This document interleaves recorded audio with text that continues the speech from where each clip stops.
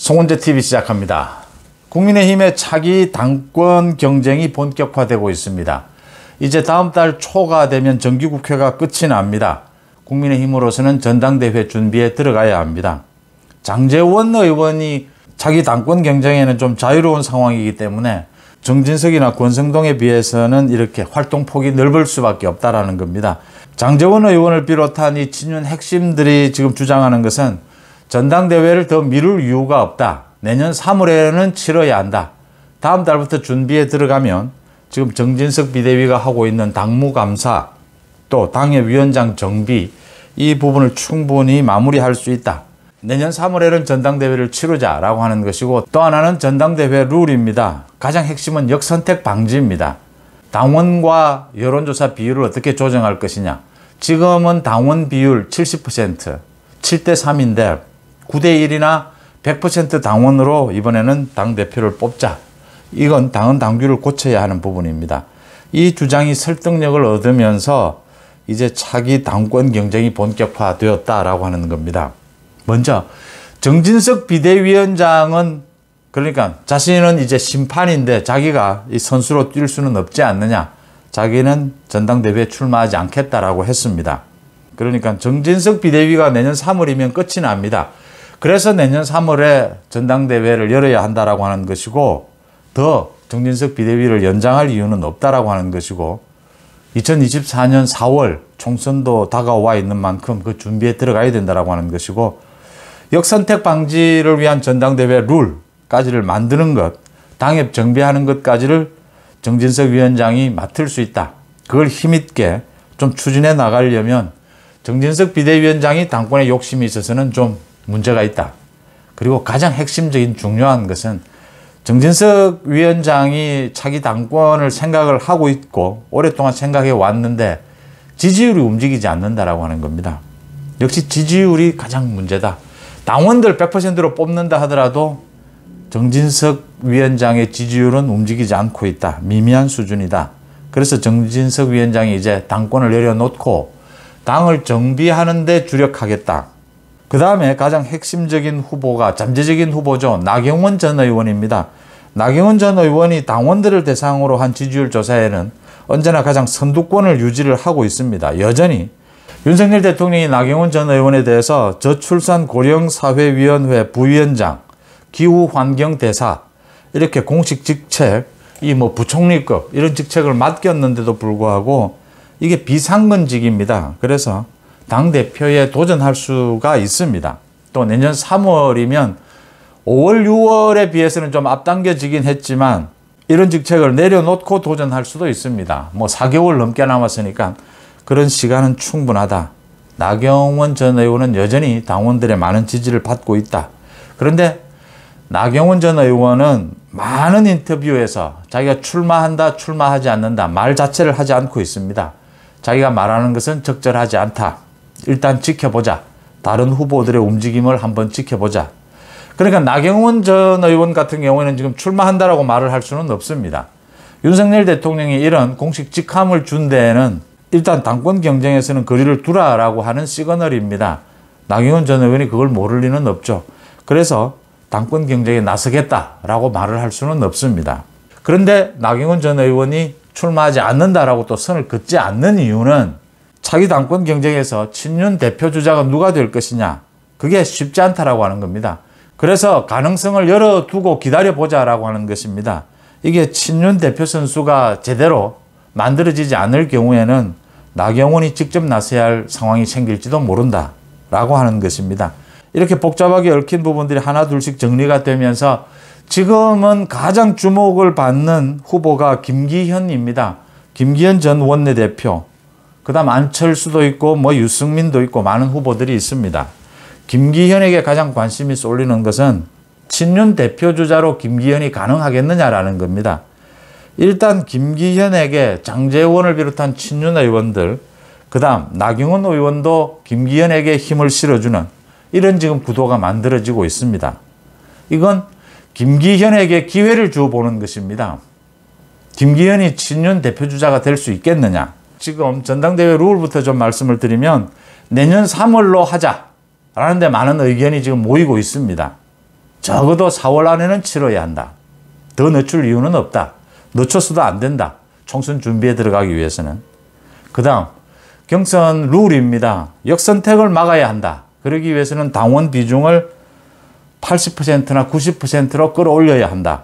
또 결선 투표제를 도입하자. 최종 1, 2위를 두고 마지막 이제 승부를 가리는 결선 투표제를 도입하자. 이런 부분들이 비대위에서 논의가 되고 있습니다. 반대하는 쪽도 있고 찬성하는 쪽도 있기 때문에 논란이 될 것으로 보입니다. 그렇지만 당원 비율을 높이는 쪽으로는 방향을 잡게 될 것이다. 내년 전당대회를 3월이나 4월에 열린다고 봤을 때 가장 핵심이 되는 것은 윤심입니다. 그러니까 윤석열 대통령의 뜻이 어디에 있느냐. 2024년 총선 승리를 위해서 윤석열 정부와 보조를 맞춰야 한다. 내년 당대표는. 그런 차원에서 윤심과 역선택 방지가 가장 지금 핵심이다. 당원들의 생각도 거기에 많이 쏠려 있다라는 것이고, 지난해에 비해서 이준석 대표 체제를 겪으면서 당원들의 수도 굉장히 많이 늘어났고 이 당원들의 분포도 굉장히 복잡해졌습니다. 이럴 경우에 이제 김기현에게 기회가 왔다. 오는 24일 김기현의 그 공부 모임에, 김기현의 개인적인 모임에 나경원이 간다. 또 장제원도 참석할 것이다. 이렇게 이야기가 나오고 있습니다. 장제원과 김기현의 연대설은 이미 오래됐고 나경원도 김기현에게 힘을 실어주고 있다. 김기현의 개인적인 의원 모임에 나경원이 찬조 연설을 한다라고 하는 것은 굉장히 지지 의사를 표명할 수 있다. 또는 거꾸로 이제 김기현이 어려울 경우에는 나경원으로 모아질 수도 있다라고 하는 걸 의미를 합니다. 김기현, 나경원 연대설입니다. 안철수와 장제원이 사실은 가까웠죠. 대통령 후보 단일화 과정에서 장제원이 윤석열 후보와 안철수 후보의 단일화를 이끌어낸 주역이었습니다. 그래서 장제원이 안철수 의원과 연대하는 것이 아니냐라는 것이었는데 장제원 의원이 안철수와는 선을 그었다. 지금은 김기현 의원의 손을 잡아주고 있다라고 하는 겁니다. 그 부분이 이번에 드러난 것이 이태원 참사에 대해서 윤석열 정부의 책임, 또 국정조사에 대해서 어떻게 국민의힘이 방향을 잡아야 하느냐, 여기에서 장제원 의원과 안철수 의원의 생각이 완전히 반대였습니다. 그 부분에서 이제 장제원 의원이 김기현 의원의 손을 들어준 것이다. 확실하게. 그 전부터 이제 연대설이 나오기는 했지만 이렇게 장제원을 비롯해서 나경원까지 김기현에게 힘을 실어주는 것은 지금 친윤 대표주자로서 윤석열 정부와 가장 보조를 맞추고 있는 후보가 김기현이기 때문입니다. 김기현이 가장 강력하게 민주당의 이재명의 민주당에 맞서고 있고 유승민에 대해서도 김기현이 어제 같이 당을 하기 힘들다. 같이 당을 할 필요가 있느냐라는 이야기까지를 했습니다. 유승민이 최근에 하고 있는 윤석열 정부, 윤석열 대통령에 대한 공격을 보면 이미 마음이 떠난 것이 아니냐. 국민의힘과 함께 할 자세가 전혀 되어 있지 않다라는 부분입니다. 유승민에게 당을 나가라고 하는 것이죠. 지금처럼 그런 태도를 보일 바에는 김기현이 이렇게 유승민에 대해서, 이재명의 민주당에 대해서 가장 강력한 메시지를 내면서 김기현이 친윤 대표주자로 일단 기회를 잡았다라고 하는 것입니다. 친윤 핵심들이 김기현을 일단 밀어보자. 문제는 김기현의 지지율입니다. 정진석과 마찬가지로 김기현의 지지율이 지금은 거의 한 자릿수입니다. 당원들을 대상으로 조사를 해도 여러 가지 여론조사를 보면 한 자릿수에서 벗어나지를 못하고 있습니다. 그러니까 나경원, 안철수에 비해서 많이 낮은 수준입니다. 인지도 싸움이다, 또 김기현의 정치력, 이런 부분들이 이야기가 될 수 있는데 김기현이 이 부분을 극복할 수 있느냐입니다. 이 부분이 쉽지 않을 것이다.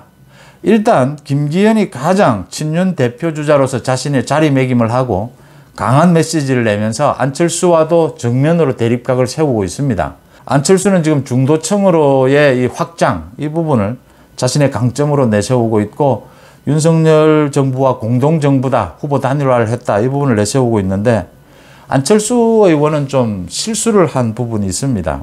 그러니까 내년 전당대회에 가장 화두가 되는 것은 윤석열 정부와 어떻게 보조를 맞출 수 있느냐, 그 다음 역선택 어떻게 막을 것이냐 합니다. 그런데 여기에서 안철수가 이야기하는 중도로의 확장, 이 부분은 좀 설득력이 떨어진다라고 하는 것입니다. 중도로의 확장 필요합니다. 총선에서 중도로의 확장을 하지 못하면 승리할 수가 없습니다. 그런데 지금 많은 당원들의 생각과 친윤 핵심들의 생각은 일단 당을 확실하게 윤석열 정부와 보조를 맞추는 친윤 대표로서 당을 정비한 다음에 중도로의 확장을 꾀하는 이런 수순을 생각하고 있고, 이게 훨씬 더 설득력이 있다라고 하는 것입니다. 그런 부분에서 안철수 의원은 좀 큰 착각을 했다. 윤석열 정부와 엇박자를 낸 것은 역시 실수를 한 부분이다. 유승민은 아예 거론할 가치조차 없는 상황이기 때문에, 그래서 김기현에게 포커스가 맞춰지고 있다. 그런데 김기현이 적어도 다음 달 1월 정도까지 자신의 지지율을 끌어올릴 수 있을 것이냐, 김기현이 자신의 지지율을 끌어올릴 수 있느냐, 만약 끌어올리지 못한다면 역시 당원들로부터 가장 많은 지지를 받고 있는 나경원이 등판할 가능성이 높다. 나경원도 어려울 경우에는 역시 내각에서는 한동훈 장관입니다. 한동훈 카드가 여전히 살아있다. 굉장히 한동훈 카드를 당권에 사용하기 위해서는 넘어야 할 산들이 굉장히 많습니다.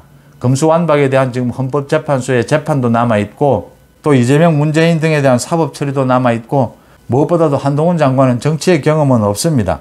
그럼에도 불구하고 한동훈 장관이 계속 잠재적인 후보군으로 남아있는 것은 이 김기현, 그 다음 나경원에게 기회가 갔을 때 확실하게 당권을 줄 수 있는 그런 실력, 또 윤석열 정부와 보조를 맞출 수 있는, 거기에는 아주 멀리는 2024년 총선을 승리로 이끌 수 있느냐, 과반을 차지할 수가 있느냐, 이 부분과 맞물려 돌아가고 있다고 하는 점입니다.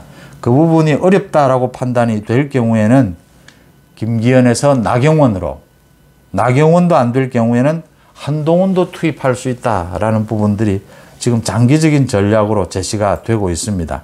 이런 부분들을 물밑에서 조율하고 있는 가장 핵심적인 인물이 장제원입니다. 그러니까 권성동도 있고 정진석도 있는데, 정진석은 이제 당을 정비하는, 당협을 정비하는 쪽으로 비대위원장이니까 힘을 쏟고 있고, 권성동이 좀 힘이 떨어지는 이유는 권성동 자신이 지금 당권에 욕심이 있기 때문입니다. 자신이 원내대표로서 굉장히 여러 가지 실수를 했는데도 불구하고 권성동이 당권에 욕심을 내게 되면서 권성동 스스로 입지가 줄어들었다라고 하는 겁니다. 그런 점에서 장제원 의원이 굉장히 정치적 활동 폭이 넓어지고 있다. 장제원을 비롯한 친윤 핵심들을 중심으로 해서 내년 3월 전당대회, 역선택을 방지하는 쪽으로 전당대회 룰도 바꾼다. 친윤 대표 주자로 일단 김기현에게 힘을 모아본다. 김기현이 안 될 경우에, 김기현으로 지지율이 모이지 않을 경우에 그 다음은 나경원, 또 한동훈, 여러 가지 다른 대안 카드 생각할 수 있다. 이런 식의 움직임, 논의가 활발해지고 있습니다. 그러니까 지금 김기현에게 가장 포커스가 맞춰져 있는데, 여러 가지 여론조사를 보면 당원들을 대상으로 한 지지율 조사에서도 김기현은 3%, 5% 안팎입니다. 나경원과 안철수에 비해서는 크게 떨어지는 수준입니다. 나경원, 안철수는 두 자릿수이기 때문에 이럴 경우에 굉장히 위험할 수가 있다. 역선택 방지를 위해서 당원의 비율을 90%로 늘리고 결선 투표제를 도입을 한다 하더라도 김기현으로 가능하겠느냐, 당권 장악이 가능하겠느냐, 또 총선 승리가 담보가 되겠느냐라고 하는 겁니다. 그게 어려워질 경우에는 역시 또 나경원이 등장할 수밖에 없고 한동훈도 계속 잠재적인 후보군으로 거론될 수밖에 없다라고 하는 점입니다. 국민의힘 당권 경쟁이 이제 본격화되고 있습니다. 송은재TV 마칩니다. 고맙습니다.